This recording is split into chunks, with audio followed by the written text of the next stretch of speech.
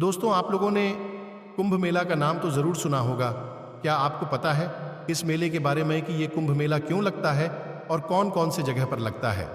अगर आपको नहीं मालूम है, तो चलिए आज हम बात करेंगे कुंभ मेले से जुड़ी जानकारी एवं पौराणिक कथाएं। कुंभ मेला भारत देश में लगने वाली सबसे विशाल एवं महत्वपूर्ण मेला होता है। ये मेला 12 वर्षों में एक बार लगता है। कुंभ मेला कहाँ लगता है? यह मेला भारत के 4 तीर्थ स्थल जगहों पर लगता है। पहला उत्तराखंड राज्य के हरिद्वार के गंगा नदी के तट पर, दूसरा नासिक के गोदावरी नदी के तट पर, तीसरा मध्य प्रदेश के उज्जैन के शिप्रा नदी के तट पर और चौथा प्रयागराज इलाहाबाद के गंगा, यमुना और सरस्वती नदी के संगम तट पर आयोजित किया जाता है। इस स्थान को प्रयागराज संगम के नाम से जाना जाता है। यह मेला 12 वर्षों में चारों तीर्थ स्थलों में 4 बार आयोजित एवं मनाया जाता है। यह विश्व का सबसे बड़ा मेला कहा जाता है। इस मेले में लाखों एवं करोड़ों की संख्या में दूर दूर से श्रद्धालुगण एवं नागा साधु आते हैं और नदी में डुबकी लगाकर अपने कई जन्मों का पापों का प्रायश्चित करते हैं और मोक्ष की मार्ग की ओर बढ़ते।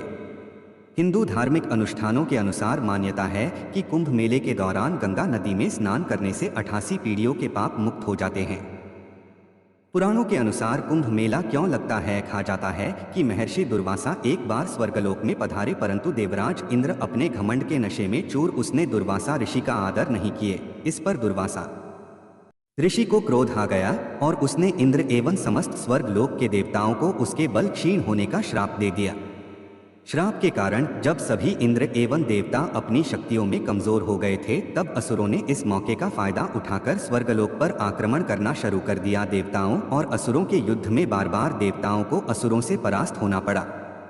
इस मुश्किल में सभी देवताओं और इंद्र सोच में पड़ गए और उन्होंने ब्रह्मा जी के पास जाके सारा वृतांत सुनाया। तब ब्रह्मा जी सभी देवताओं को लेकर भगवान श्री हरि विष्णु के पास गए और इसका समाधान पूछा। तब भगवान विष्णु ने देवताओं को असुरों के साथ मिलकर क्षीर सागर में अमृत निकालने के लिए समुद्र मंथन करने को कहा, जिस पर सभी देवताओं एवं असुर मान गए। उसके बाद जब समुद्र मंथन के बाद अमृत निकला, तब देवताओं के इशारे पर इंद्र का पुत्र जयंत अमृत का कलश लेकर भागने लगा। इस पर असुरों को लगा कि हमारे साथ धोखा हुआ है और असुरों के गुरु शुक्राचार्य के कहने पर सभी असुर जयंत को पकड़कर अमृत का कलश छीनने का प्रयास करने में लग गए। अंततः जयंत को असुरों ने पकड़ ही लिया और अमृत कलश पर असुरों ने अपना अधिकार जमाने की कोशिश कर ही रहे थे। तो उसी वक्त पर सभी स्वर्गलोक के देवता एवं इंद्र वहां आ गए और असुरों एवं देवता में युद्ध छिड़ गया। यह युद्ध 12 दिन तक चली थी और इस युद्ध में अमृत की 4 बूंदें धरती पर गिरी थी। जो पहला स्थान प्रयागराज, दूसरा स्थान हरिद्वार, तीसरा स्थान उज्जैन और चौथा स्थान नासिक था। इसलिए इन्हीं 4 जगहों पर कुंभ मेले का आयोजन किया जाता है।